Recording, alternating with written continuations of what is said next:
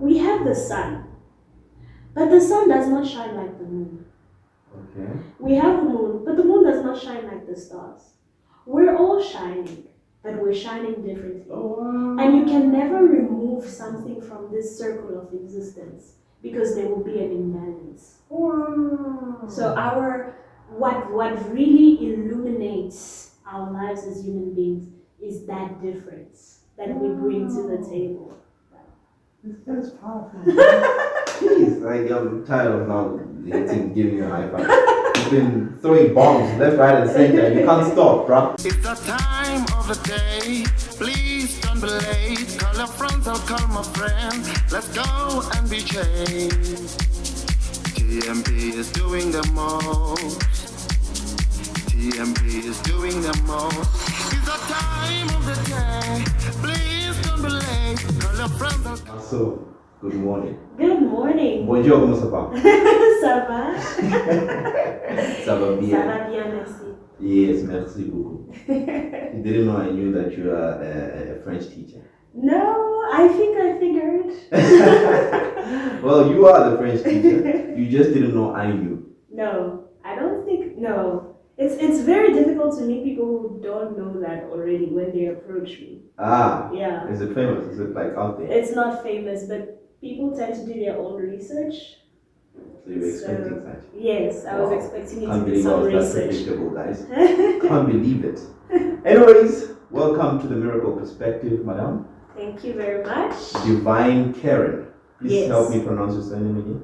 It's not my surname, by the way. What So is it? Divine Keren is actually my stage name. Well, my name is Divine. Keren is my nickname. So the name that my mother gave me after a particular testimony. You know, we can I want to get discuss to about that, that. yes. I want your Later. surname. What's your surname? So my surname is actually very hard to remember. Well, Let's it's very see. hard to pronounce. Let's see. Yamulamba. Yamulamba. Yes. Wow. Is that hard? Hey, people, is that hard? Yamulamba. Well, it's hard for some people, so That if is. you can get it correctly, then you're good. Yamulamba. Mm. Yamulamba. Madam Yamulamba. Yes. Yes. I was referred to you by your very proud mentor. Yes, Miss Lebo. Lebo. Yes, Deborah Mokupa. She was featured here on the Miracle Perspective in the previous video, Mm-hmm. and it was amazing. So Mm. she was like, this girl you need to check out.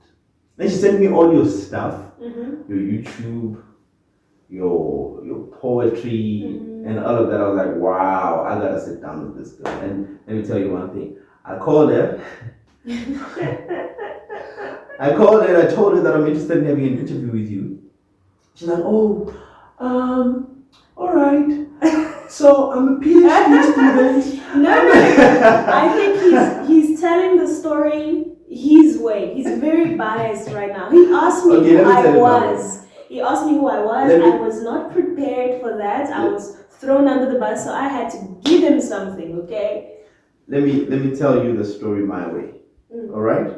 So I'm like, hi, I would like to have an interview with you, and I was referred to you by your mentor, Lebo. She's like, oh, okay. So I'm a PhD student. I have a YouTube podcast. I'm like, whoa, that's why I want to have you there. let me come and I'll get to know all of that profile when I'm sitting down with you. gosh. And here we are, ladies and gents. We are Yes. here with you today. Please give an introduction to me. Who are you, basically? Oh, now you want Now to. I want to know. Oh, you got me off guard on the phone. So now I Okay. really want to know. So, I can't brag. Everything that I am today is just by God's grace. So I'm a believer. I'm a poet. I'm a writer. I wrote my book Above and Beyond. Ooh, do you have a copy? I do have a copy, but Why not didn't you here. have a copy? Imagine. We'll show them, don't worry. No problem. Mm. So, so I'm an author. I'm also the founder of the Sons of Keren, which is a publishing company that helps with editing, translation, and all the necessary services. Oh wow. So from which language to what language? How many languages? So we have English, French, Portuguese. Oh wow. That's So cool. those are the 3 languages that we specialize in. Apart from that, I am a part-time assistant lecturer, French lecturer, and I also do some research on the side. Wow. And this is yours, by the way. Yeah, Heart to Heart. Tell us about this. Heart to Heart existed when COVID was fresh upon us. And I was just looking for something to do to not let everything that was happening in the world affect me mentally. So I created Heart to Heart, which initially was an Instagram platform where I invited different speakers, or I would feature myself and talk about the things that affect us every day. So on Instagram, yeah. And then what happened towards the end of last year, something came to mind. Well, it's been a desire for many years, but I'm like, I kept on avoiding it because I'm like, God, there are so many people who have podcasts already. What is going to be so different about mine that I should turn Heart to Heart from an Instagram live to a podcast? But I decided to obey either ways and to go in that direction. And yeah, that's how Heart to Heart grew from just an Instagram platform to now reaching our viewers on YouTube. Beautiful. So it's at Heart to Heart. On YouTube is Heart to Heart.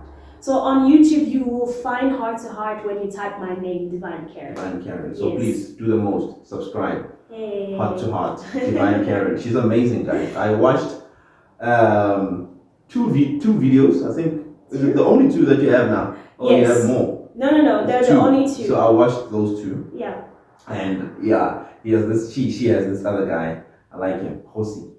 Is dope. He's dope. So these people are amazing. You're doing great things. So talking about New Year resolutions, and I was like, okay, all right. Tell us more, guys. And you didn't give us. I felt like, all right. It was interesting to know your views about New Year resolutions and stuff, but you didn't give us my New Year resolution. So please, let's just start there. Oh wow! I have an entire list. So you believe in New Year resolutions? I believe in New Year resolutions that are practical. So stuff that you can actually do if you put your mind to it and if you add a little bit more effort. So that's what practical means. Well, if you want to define it differently, then you're free to do so. And I'm just asking. I'm just curious to understand when you say practical resolutions. Yeah. So for me, practical resolutions are resolutions that are not too far-fetched. You know, living in a fictional world where one day I'm gonna be rich. It's too broad, right? So it at least should have some sort of time frame, steps, you know, on how you're going to get there. So yeah. So part of my New Year resolution, and this is not a serious one, but it is to get over my fear of driving. Literally. For real? Yeah. I've struggled with this fear for over 2 years. Like, I don't even remember how many driving schools I have gone to for help. And you didn't get the help you needed? I got the help I needed, but it was a me problem. It wasn't a them problem. It was me confidently saying to myself, listen, you're on the road and you can do this. But I chickened out, you know. But yeah, the financial struggles of South Africa has taught me otherwise. I can no longer Uber, which is why I need to do something about that. You do realize that you're speaking to the best of the best driving instructor right now. Really? In SA. Really? Okay. You know that. I'm booking my appointment then.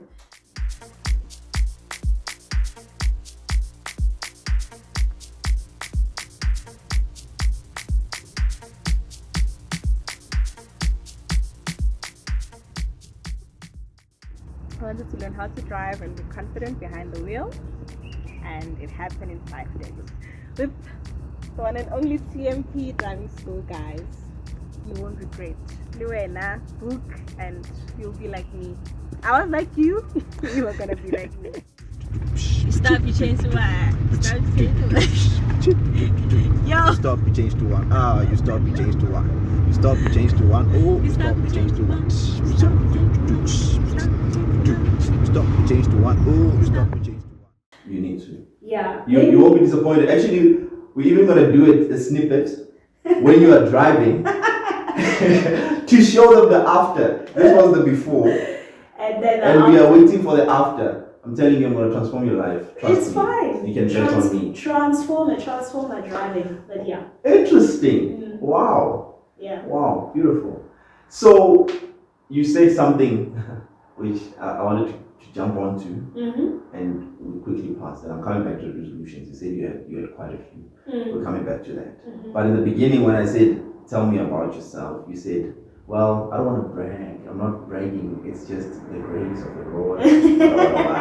And in my mind, I'm like, "But if it's true, it's not bragging. Can't be bragging if it's true. Yeah. It's only bragging if it's not true." Well, there are certain people who feel a certain way when you start reading your resume or life journey. Basically, they're like, she thinks she's all that and she's accomplished so many things and everything. So you can never really be prepared for people's reaction when you tell them what you've endured over the years. You think it's a good strategy to mind that? Well, not necessarily mind. You are who you are, regardless of what anybody thinks of you. Yes. Yeah.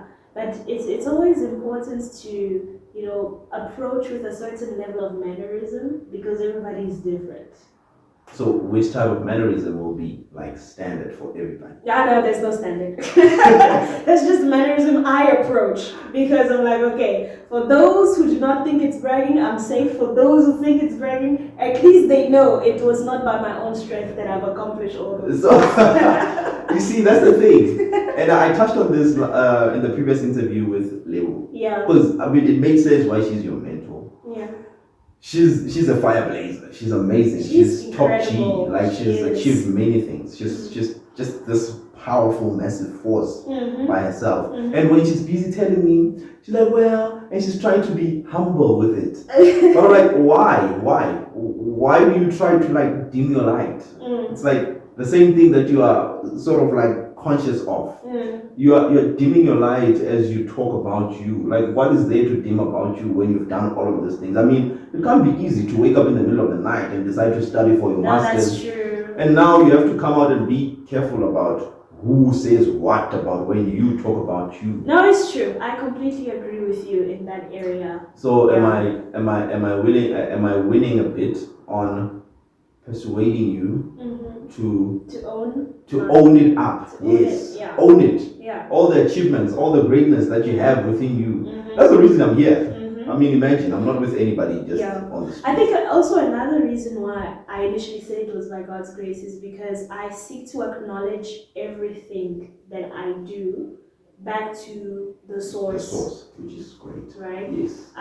So I do perfectly understand that I need to own what I have done and be confident 100% about this journey that I've accomplished. And confidence is a lifelong journey. Confidence is a lifelong journey. That's very important. It's a lifelong journey. I'm still learning it, and I'm so glad to have Miss Lebo in my life actually because she's a huge confidence booster for me. Yeah, I know that as much as people see me, right, online, the videos and everything, and they say, this girl is confident. Yes. They don't know. I also think so. Thank you. They don't know the daily challenges that I face as an individual. Yeah. Right? Yeah. Certain problems that you face in your life can really discourage you from believing in yourself and believing in what you're able to do. And then you meet people like this level, and they remind you that regardless of what the struggles have been in your life, doesn't change the great person that you are. True. So yeah, I'm really grateful for her. 100%. So I want to understand your source of confidence, because as I said, to me you are this confidence public person, and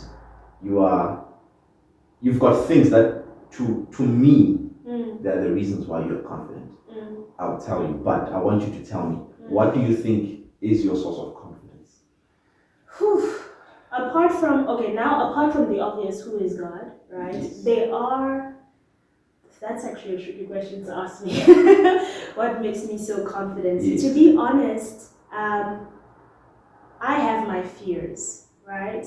But I initiate about what I'm intentional about achieving with those fears. So what what makes me Elaborate on that. what makes me confident, right, Yeah. is facing life, not getting rid of the fears that I have, but with the fears that I have. Jeez. Yeah. Do you know what the definition of courage is? Tell me. Enlighten You me. can check it on Google. The definition of courage is the ability to do what terrifies you. And that's the source of confidence. Yeah. And I think a lot of people assume that I've always been this way, but I haven't. Growing up, I used to be an extreme introvert. Okay. Yeah, those who really, really know me could say that I still have those hints every now and again, especially when I'm with a crowd of people. Yes, I'm cheerful, yes, I'm friendly, but there are times I just want to be in my own bubble, and I don't want anybody to poke that bubble and expect me to be outgoing and stuff like that. But yeah, when I was growing up, I was actually very shy. And it was mostly because of the language barrier, right? Because coming to South Africa, I was only 8 years old, and I was immediately thrown into the deep end, had to learn English right there, right then. And so because I couldn't communicate with people in any language, whether it was English or Setswana or Afrikaans, it created a sort of reserve. Yeah. And you were not like that before? Yeah. You're not like that before? Yeah, no, I So pre 8 years old? Pre 8 years old, I mean, when you're a kid, do you care? 100%. You really don't. You do what you want, you know? There's a song by an artist that I love. Her name is Sarah Reeves, and it's called Jealousy, where she says that I'm jealous of the girl I used to be because she did not care about the worries of the world. She was more confident. She didn't need makeup on her face to feel beautiful, you know? And I feel like that sometimes as an adult. Like, I'm jealous. I am jealous of pre-8-year-old women who could just walk around the house and talk to her toys and that she doesn't care whether or not her parents are available to play with her, or like she's carefree. Wow. She's really, really carefree. So tell me about your background, a little bit about your background. Which country do you come from? So I come from the Democratic Republic of Congo. That's where I was born, but I was raised in the. Okay, I can't call Pretoria the hustle and bustle. That's what Joburg. Joburg is busy, guys. Jeez, I don't know how people live in Joburg. It's extremely busy, but I was born in the quietness of Pretoria. That's where you were raised. I mean, raised. Yeah. Sorry, I was raised in the quietness of Pretoria. So when you came this side, you came with your parents, your family, and everyone? Yeah, I came with my family and everyone. Yeah, basically. So who could speak No those one. languages? Nobody. Nobody. So absolutely nobody. Family of how many people? 5. You've got how many siblings? Parents and we're 3 2 girls. siblings. Yeah. 3 girls only. Yeah. And you are where? Are you in the middle? I'm at the end, right at Yeah, the the end. last one. Yeah. Interesting. So nobody was really skilled in the language, particularly English. Yeah. Right? Particularly English. My father and my mom, they were learning a little bit back home in these English institutions, but they were learning like the basics of basics, like dog, cat, go, come, and all that. Not actually structured sentences that could help you communicate. So we always had, like, when we came here, we had friends, you know, who interpreted things for us, and that's how we learned. But I learned my English on TV. Yeah, no. I learned my TV with Takalani Sesame. Wow. You know, yeah. So, coming here, 8 years old, and you went to school, and you started learning the language. At that point, you are just this shy baby, reserved. You can't say a thing because you can't hear a thing. So you're just in your zone, and every time you see people playing, these kids having fun, you're just there by yourself. No, That's the case. I would join. But there were certain things that I would not do. Like for instance, when we had extramural activities like poetry after school, you would never find me there. Like I would go straight home. And then there's this one teacher, and I might butcher her names. I would rather not say it. But in the third grade, she dragged me by my behind and she's like, "You're doing this competition." Wow. What competition? It was a poetry competition. How did you know that you were good? She didn't know that I was good. Everybody had to do it. Oh. But I was running away from it. I Well, see. it wasn't really like compulsory, but Okay. she thought that it could really help me boost my confidence and everything. And in my head, I thought that we had to actually write something, but we didn't have to. The school gave us like poems to recite or to memorize. And I think my poem was about the toes of a little baby. Okay, you remember it. I can't. Alright. I don't remember it. But yeah, I recited the poem. I got bronze, okay? Really? It wasn't gold, it wasn't silver. For that? Wow. So maybe the reading was not very good. No, but for a kid who was shy, didn't want to do it because you thought you didn't have the skills and capabilities to getting bronze. Yeah. Jeez. That was a big deal for me. It was. Yeah, it was a It is for it was me a now. big deal for me. The certificate didn't matter. For me, it was overcoming the fear of talking to people. Wow. And how did you now start carrying yourself after that? After that, I didn't care anymore what people thought about my pronunciation or me wanting to join certain conversations. I just went with the flow, you know. And what helped is friends. You know, friends who look at you not as you're coming from somewhere, but I'm a kid, you're a kid, let's play, you know. And it's by spending time with them that, you know, I learned South African jargon and I learned the culture as well. And obviously I got to the speaking eventually. But the speaking of the proper speaking actually got maybe closer to grade 6. Yeah. How old were you then?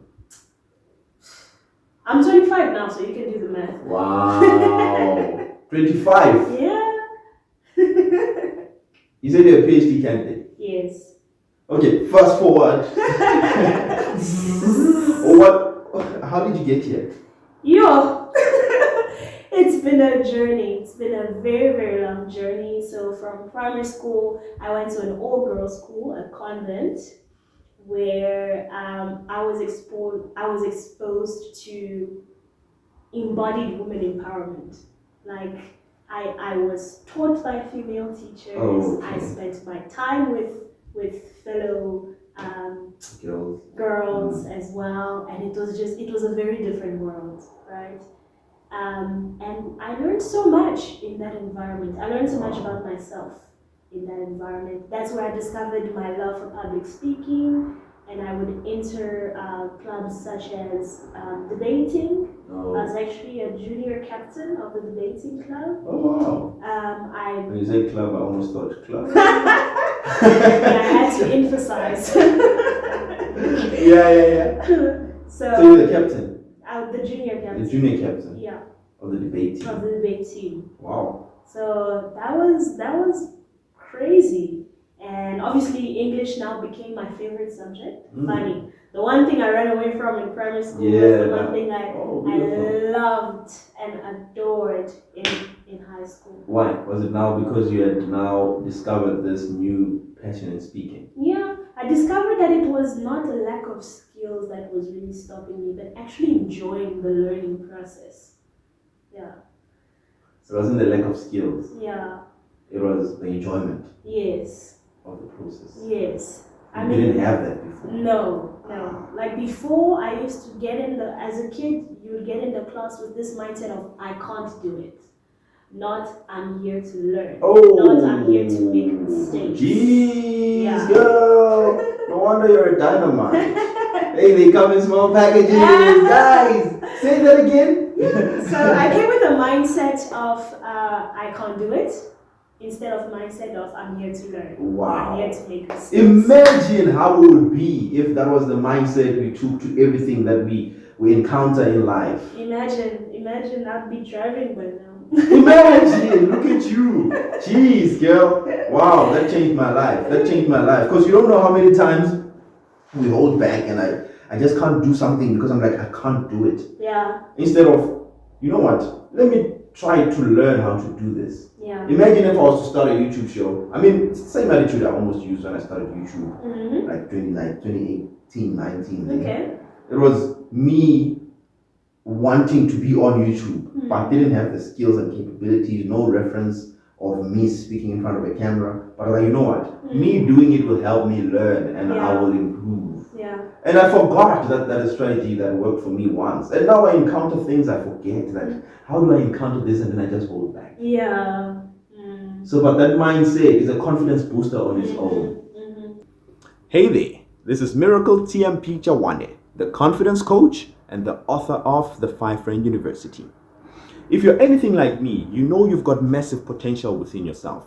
You know you were created with a huge purpose. However, you're just held back by fear and the lack of confidence in yourself to pursue the goals that you want to pursue. And if that is you, I need you to get this book.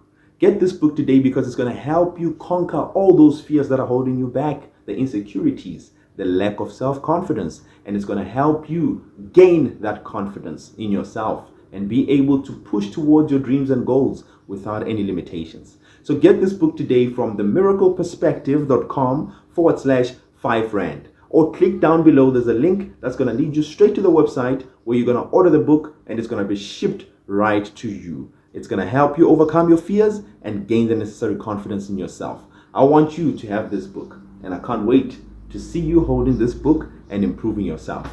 It's finished. Absolutely. Jeez, it's important as adults compared to kids. We sometimes tend to be our own enemies, and we discover that really what you're fighting with is not the system, it's not a people, it's not what's going on in the world, but it's your own perception. Come on, somebody. Okay, keep moving. Okay. It's your own perception. Maybe you need to do some reflection, on what you believe in and how you believe in it, and see if it has not created barriers for your life all this while. You can't just keep moving like that as if you said nothing. Look, wait a minute. Jeez, bro, she's throwing germs here. It's what you believe and how you believe it. Yeah. Do you know, that's the first time I hear that, how you believe something. What do you mean by that? It's like, it's what you believe. All right, that's normal. We're used to knowing, believe in what this, you believe in yourself and stuff like that, but the how you believe. You know what came to mind when you asked me that question is another podcast that I had with a friend, and his podcast was entitled Women and Education. Women and Education. Yes. And he told me, okay, you believe in women being educated, right? And I'm like, yeah. And then he caught me off guard and he's like, but why? What's the point of women being educated? What are they going to use it for? Okay. And then that's where it got to me, and I started telling myself, I can't just go around and say I believe in something, and I don't have experience to back it up, facts to back it up, I believe that women need to be educated because they can be a great contribution to society, to their own families, to the world, right? If they have limitless access to knowledge, right? And I couldn't say that on camera. I was blank. I'm like, And so it made me reflect a little bit and says, okay, I believe in something, but how I believe in it, as in how to get there, is really important into really solidifying these strong statements that I make when I speak to people. Powerful, very powerful. And it caught my attention because in my book I wrote, there's a chapter Who's your book now, huh? We're not here for that. But, all right. So in my book, there's a chapter on how to believe in yourself. Ooh, okay. So it caught my attention because I'm like, we are told to believe in yourself. It's the daily instruction we get. You need to believe in yourself for you to achieve your dreams. Just believe in yourself for you to do whatever you want to do. Setting your goals, you just need to believe in yourself. All right, wait. We are told how to believe in yourself, but isn't that on its own, that instruction on its own, isn't that the major obstacle that we are fighting with? Yeah. Because I'm told to do something, it makes me feel like I'm stupid when I'm not doing it. Because it's hard to believe in yourself. Yeah. So, but they keep telling you, believe in yourself, believe in yourself. You know, when they keep pounding into you something that you know you can't do it. And I'm like, maybe we need to get back into understanding, how do you believe in yourself? So that was a trigger when you mentioned that. That's why I caught onto it. And I was like, wow, this is a powerful point you mentioned there. So what do you say in your book that stands out in that chapter? Like how to believe in yourself. Give me one. Look at her being a podcast. Hey, I didn't purchase my book yet, so I wanna get the gist. All right. So how you believe in yourself, basically, is like you have to understand what makes you you. In your case, let's say, so I've got a confidence booster circle that I implore you to go and write down. In this confidence booster circle, you put your name in the middle, you, Divine, in the middle of this circle. Then around this circle, you put pointers. In those pointers, you write the things that you've achieved. So in your case, well, 25-year-old PhD candidate, we're still getting to that point. Oh no. Came to South Africa knowing nothing at the age of 8, now being the best speaker with a beautiful elocution, the tone beautiful, and just have this phenomenal voice. So it's you telling yourself all of these great things about you. All of these great things about you.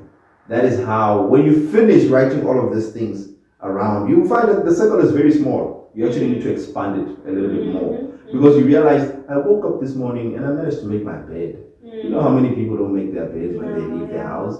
Jeez. That's deep. So that on its own now starts boosting that self-awareness, which in turn becomes that reason for you to believe in yourself. So how you believe in yourself is check the things you've achieved, because they were achieved by you and nobody else. So that's just bestseller. I received. That was so good.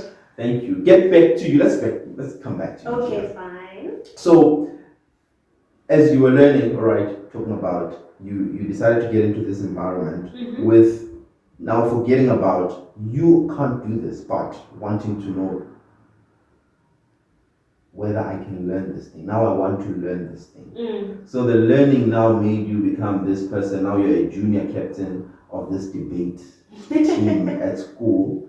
And we're getting to how did you end up in PhD? Continue with your story. Ooh, okay. So high school, I discovered new loves, right? New love interests, as in career interests. So you're gonna say new love. Tell us about it.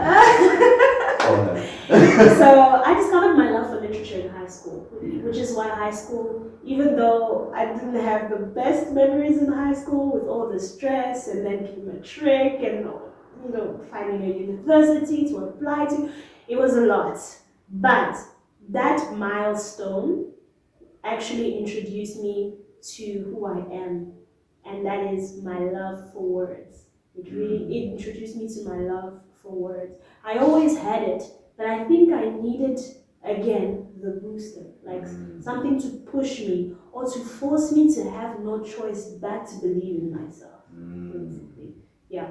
So high school happened and it passed. Then I got to university. That was a different world, because remember, I came from an all-girls school. Yes. An all-girls environment. Very interesting for me. It's an interesting phenomenon on its own. It's all gender.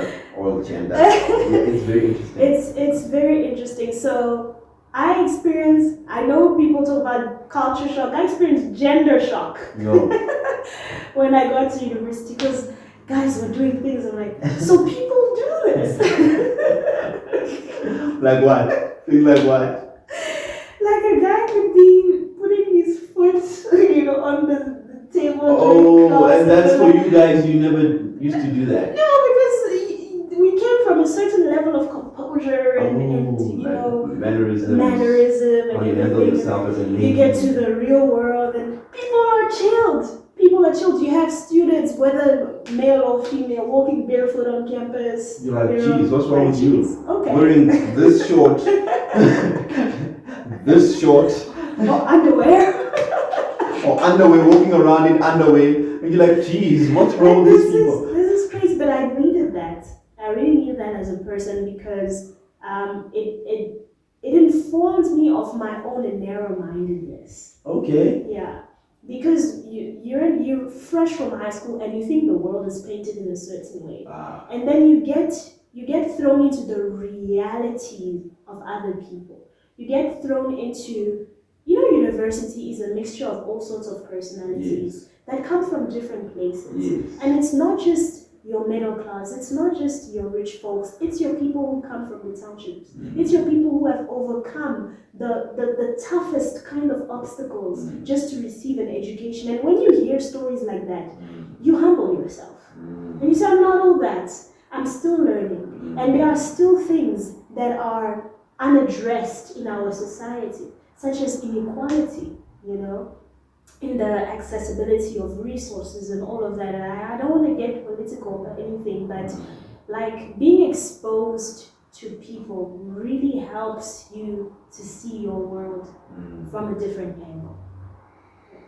Yeah. And by people, I mean people who are extremely different from you, because of course in high school I was exposed to people, but they were mostly, you have a curriculum and everybody's thoughts are like shaped according to that curriculum. So you believe that as a woman there's a certain way to conduct yourself, you believe that there are these ceilings that you need to shatter, and then you get to the real world but there's no curriculum. There is some type of structural order as to what you're studying, but everything is your choice.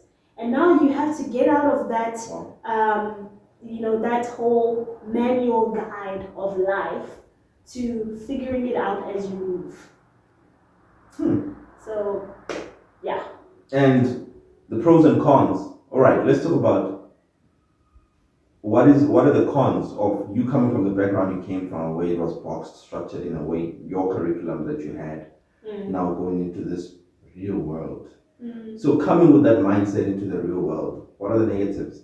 You can be very judgmental without even knowing it, because you came from place A where everybody spoke the same language, and now you come to place B when there are some people who don't even believe in the same things that you believe, and they are convinced about it. Now your job as a human being is not to convince them of what you're convinced about, but is to actually be open-minded as to hear, why do you believe in that? And how in our differences or in our diversity can we come together? Perhaps we may never get along, but how do we move forward? Yeah. How about realizing that, okay, coming from this cocoon of yours, you get into the world, you're like, geez, I'm going back to my cocoon. Why not? Why not? Why can't you decide to say, all right, this is too outside of me right now. I feel uncomfortable. I feel like I'm having to learn new things completely. I feel like everything I was now is being confused. Let me just go back to what I know. I have never bumped into a butterfly that wanted to go back into that metamorphosis process. Because once it's done, it's done. This girl is that's too much. This one. Once it's done, it's done. Telling me about butterfly, she's deep within now. I can go all the way with nature, right? Yeah. And just show you that example. For even another example is the eagle. When it's time to get out of the nest, the parent pushes the eaglet out of the nest and throws it out, of its comfort zone. Now you're not flying it. You're literally falling. You have two choices: to fly or to die. Oh, wow. There's no going back. Because practically you also can't fly to go back. So the only way you have is forward. I either learn this right now or I crash. That's powerful. Powerful. I've been actually recently, very recently, not about yesterday, I've been having these thoughts. It's a conundrum happening in my mind. And it's that idea you're talking about. Like, okay. The idea of, it also comes from this thing of be humble, don't brag, kind of thing. For me, now reevaluating my life and just reflecting on how I grew up. I grew up in an environment of, well, come from a village. So I've been exposed to those low conditions because like low-end village I come from. But I was privileged because my family was not that. It was one of the families that were a little bit well off compared to everybody else. That, in hindsight, was not necessarily particularly very good for me. Okay. It did ground me, 100%. I became aware of my surroundings. I became careful around other people. I became empathetic because understanding situations around, understanding the people who don't have the things I have, made me calm down and just be grounded. Yeah. However, at the same time, it made me lose my confidence in myself. Okay. Having to always do my right. Whenever I'm around people and I have to show up, I have to like now be outstanding. I can't because I'm always aware, what if the other people don't have the capabilities I have? You see? So having the skills I have, I mean, I'm naturally talented, have many gifts. Yes, you do. But all of those things, at some point, they were dimmed down. I would just be, as long as I'm at the same level with everybody else, because they're not gifted like me. Ooh, let me tell you something about that. So you can never be in denial of your upbringing. You can't. Even the spoon-fed generation cannot deny that they've been spoon-fed. They woke up and they were in comfort. Yes. It's not their fault. Yes. Yeah. Others have also, like, they also came out from the struggle since birth, right? That's all they've ever known. So when you do meet, everybody has their own share of what they have been through. Now, you know what you have been through, but are you really going to stop shining because you're unconscious, because you are afraid that other people's lack of consciousness about their own rights, will make you offend them? Like, you can only offend a person who does not know their own value. Because if you're good and I'm good, why am I gonna try and suffocate you? Jeez, girl. Jeez, you're on fire. Jeez, what?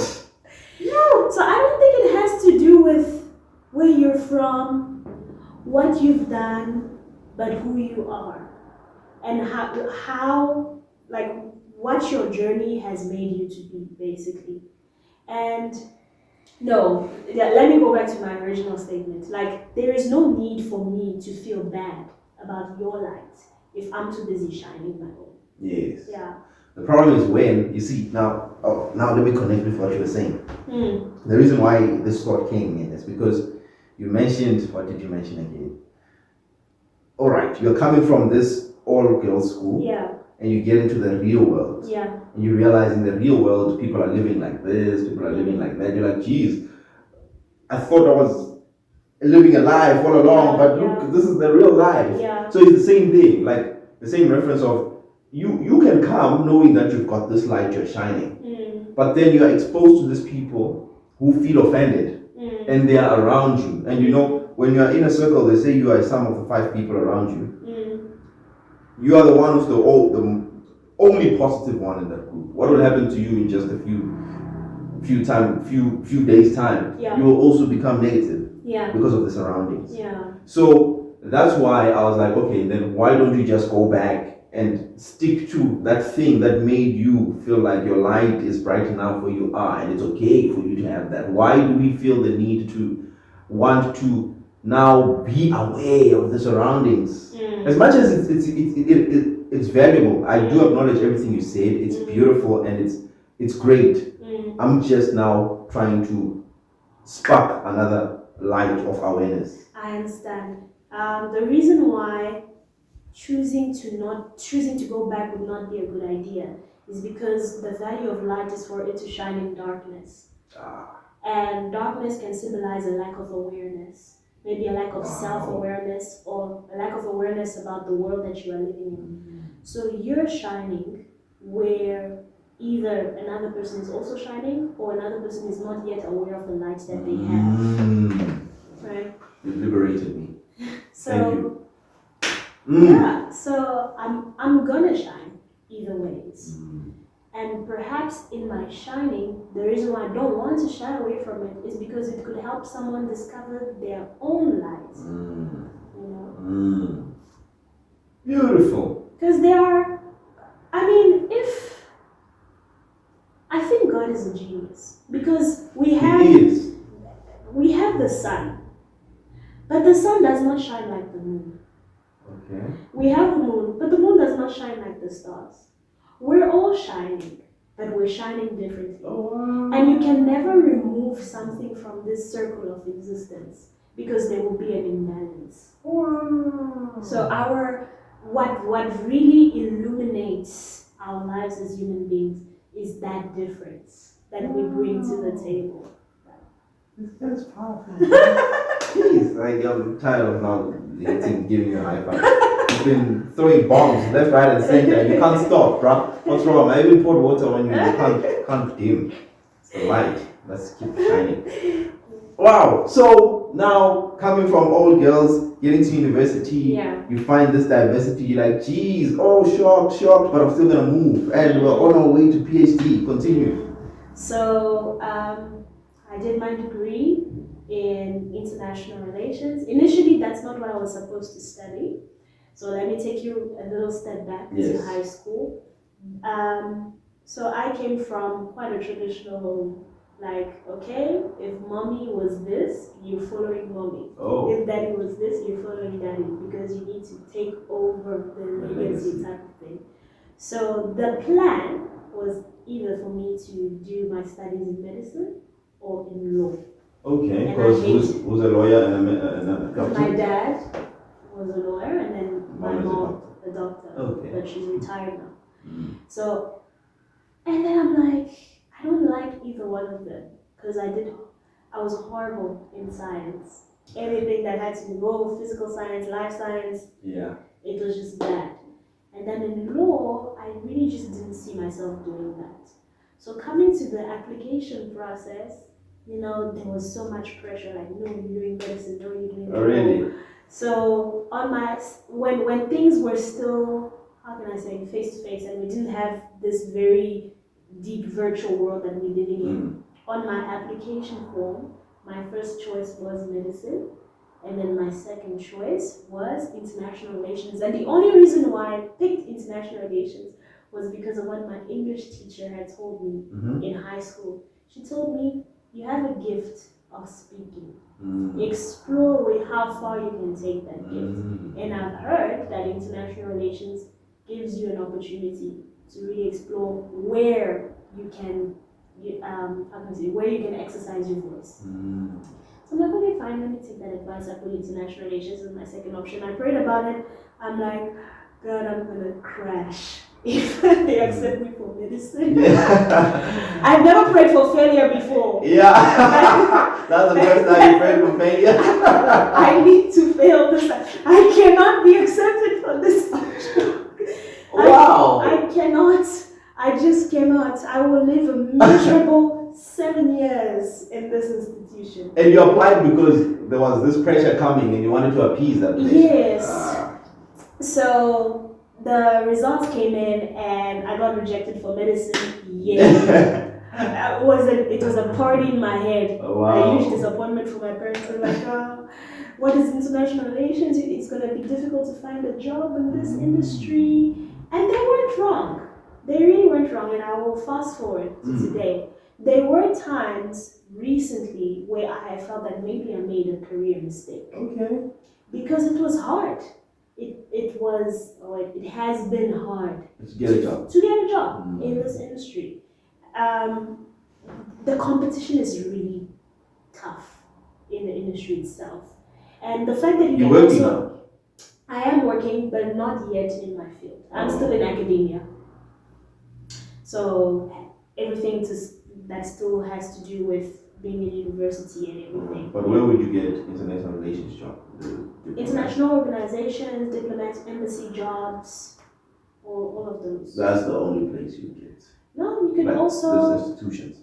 I've met people who were in IT and ended up working in the government. So what makes you think that as a person who did international relations, you can't end up in the bank? Yes, because that's what I'm trying to get to. Say, how can you take that and put it in corporate some way, like in some company? That's gonna depend on what your focus is. Because some people have studied international relations but specialize in security studies.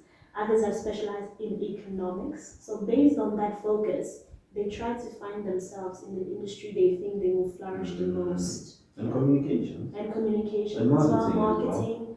It's wide. It's actually a lot. It's you can do a lot with it. Right. But not to say that just because you can do a lot doesn't mean that the accessibility will be easy. Yes. From the get-go. Yeah.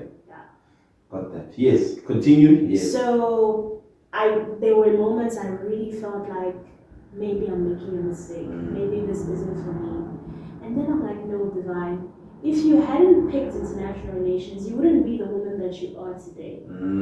Because it was more than just a career choice. It was a journey. And I am grateful for that journey. It gave me the confidence that I have today. It exposed me to the type of audiences that I'm exposed to today. It challenged me to do things I was not comfortable doing, for instance, research, because I hated reading articles all day. And I'm like, oh, this is so boring. But then I challenged myself. I'm like, I'm gonna do what I think I hate and see if my preference will still be the same. And I got in there and I discovered that in reading you have a choice of what you want to read. And if you're doing something that you love, it will help you to love what you hate. Wow. What? Oh, what? Repeat that. So if you're doing, I'll rephrase it, if you're doing something that you love and something that you hate, it could help you love what you hate. Okay, Yes. that is really dope. Because I'm realizing with me, I always thought I didn't like reading until I wrote a book, and I enjoyed reading the book. You see? And with ChatGPT now, I find myself asking questions that I really am fascinated about. Yeah. And then it just writes, and as it writes, I find myself reading fast, and it's fascinating, and I just can't wait to give it another question. So I realize I actually love reading. It's that what am I reading that matters. Exactly. Interesting. Keep moving, man. Have you ever wondered why all the top athletes and the high performers of this world have coaches? Yep, that is because coaches help you keep focused on your goal. They help you unleash your next level potential. And that is why I'm here.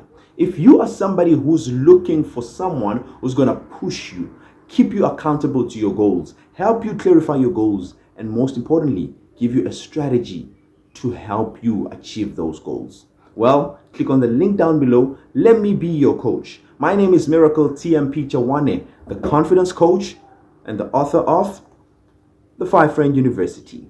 I want to give you a 15 minutes free discovery call to discover whether or not I can help you. I can get you to that next level. Just click on the link down below, get a 15 minutes free discovery call from me, and I'm going to take you to the next level into helping you become the person you are meant to be. It's finished. See you on the other side. So I did my degree in international relations, and then my honors, and then my master's, and now we're at PhD. And what made you do your honors and masters? Honestly, what made me do my honors and masters had nothing to do with the feeling of furthering my education, because education is expensive, okay? It's Oh, extremely I don't even expensive. know why.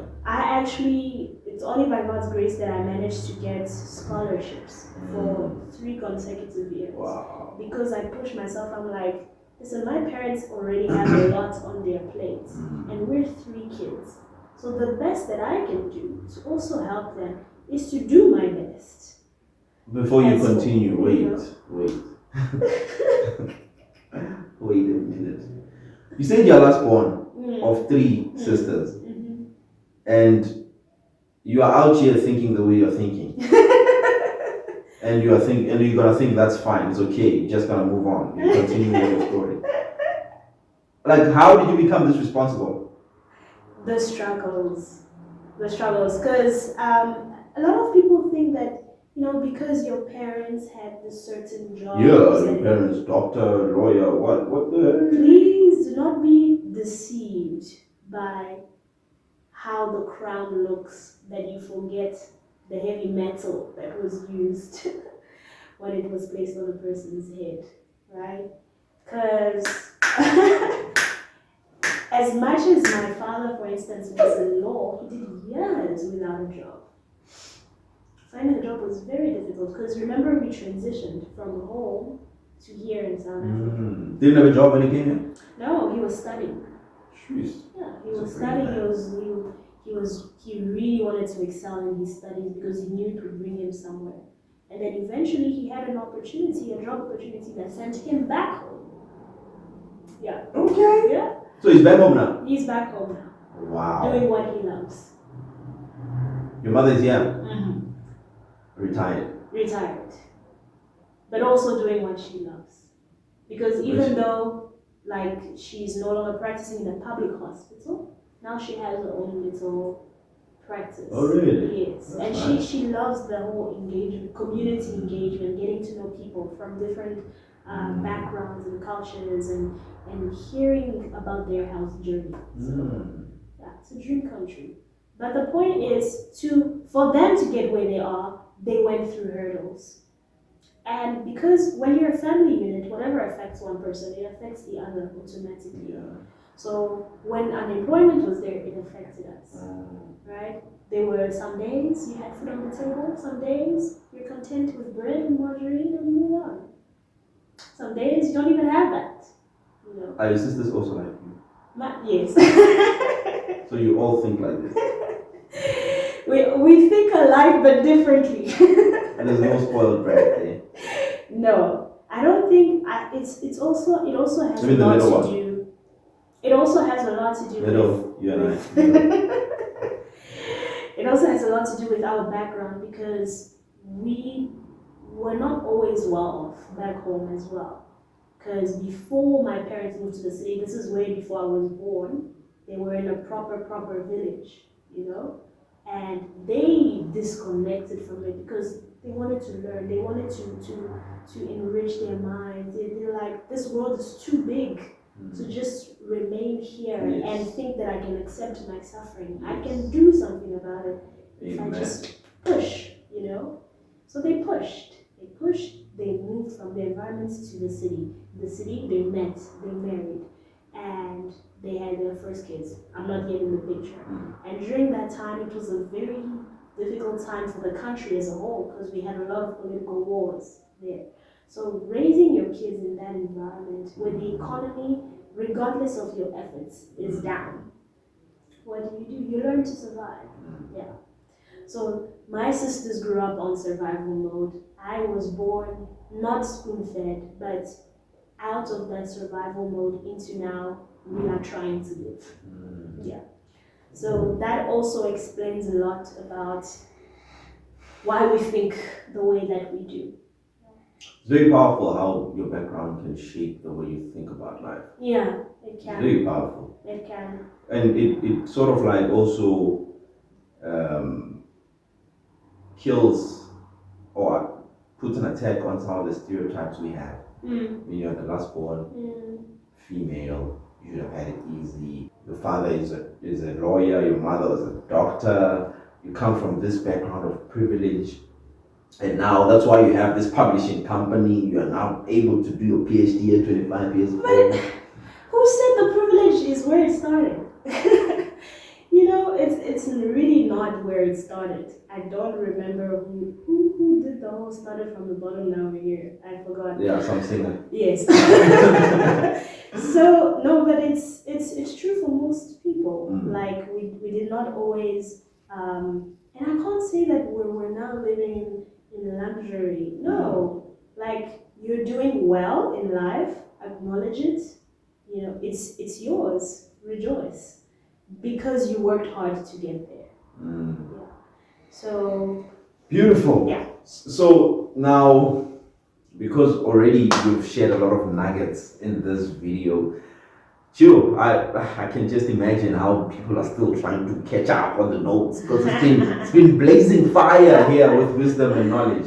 I just want you to. Oh, by the way, if you believe like this. What she was saying here was massive fire. Please just type down below, say she's dope. She's dope. Thank you. And also just share some of the things that you've learned from her so far in this interview. What did you like the most about her?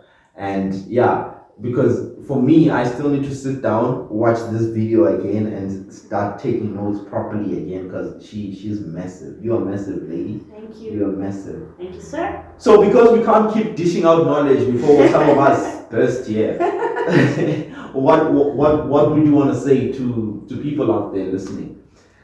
The only thing I would say, I don't want to be typical and tell you believe in yourself because then we'd have to purchase his book and learn how. But you can still do that. You can still believe in yourself and then buy his book to learn how.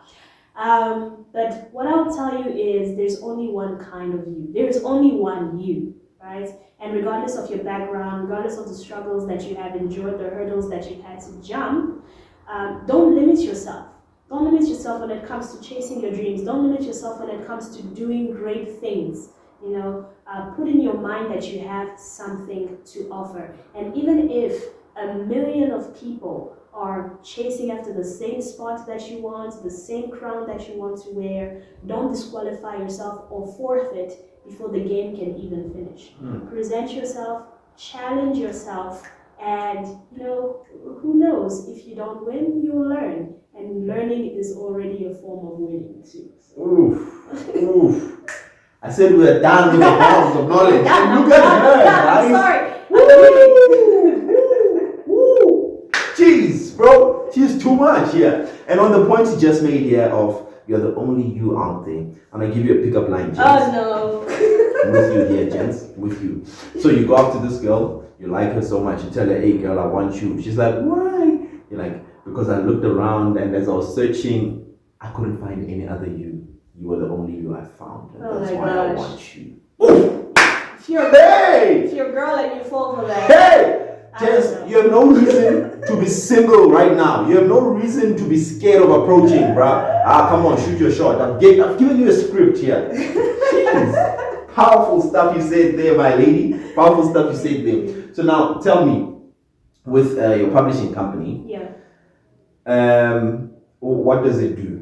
Okay, so we specialize in quite a number of things, like ghostwriting. So if you don't consider yourself to be an actual writer, as in you sit down and you type or you sit down and you write, we can actually do that for you. So you contact us, you book your sessions where you speak like we're having a casual conversation right now, and we actually translate those words into your actual book. Oh. Right? So you have no excuse to not be writing a book. No excuse. No excuse to not be an author, guys. Absolutely. I mean, join the club. Yes, it's a very nice club. But apart from ghostwriting, we also assist you with your editing, your corporate documents, thesis, books, novels. It's really up to you. And we do translation if you want to translate an English book to French or Portuguese or the other way around. We can also assist with that. So you can find us at www.thepsalmsofkeren.co.za. Divine Keren University. L'université In de French. 5 Grandes. Say it again. L'université de 5 Grandes. In French. That is French. L'Université de Saint-Rand. Yes. L'Université de Saint-Rand. We'll work on it. We're gonna have the 500 University in French. Hey, mon amis! Comment ça va? We're gonna have l'Université du Saint-Train coming to you. Very soon, she's gonna be translating my book. Yes. And it's gonna be distributed in the Francophone. So, okay, tell me, since I don't know anyone in French, or I don't know any French-speaking people, I don't know who would buy my book in French. Yeah. Do you, with your company, do you sort of like have those connections? You translate my book for me, and then you're like, hey, you can go there to like publish it, or you can go there to like get it out there. Or do you have those kind of things? See, this is the nice thing about having partners, because where you are limited as a company, you can refer people. It doesn't make you any less of a company if you seek for help, right? Because we don't offer PR. We are connected to our partners, Shamba Holdings, that specializes in that. Okay. So they would be the ones to tell you exactly where to go in order to get the type of reaction that you want from the target audience that you have identified. Beautiful. Yeah. Beautiful. Beautiful. So, ladies, please, and gents, hit her up. If you want to be massive, hit her up. Definitely. If you want to put your thoughts down on paper, hit her up. Yes. If you want to live forever, hit her up. Wow. She'll make you live forever. Because writing is a form of living forever. Ooh. Life is too long. Come on, bestseller. So live it forever. That's amazing. And lastly, she's a speaker, voiceover artist, MC. Writer. How do people get access to you? So I'm actually very easy to find. It's just Divine Keren everywhere. And the divine is not with an E, people. It's Divine. And then Keren is not with an A, it's Keren. So you will find me under those two names anywhere you go. So whether it's Facebook, Instagram, Twitter, I'm your girl.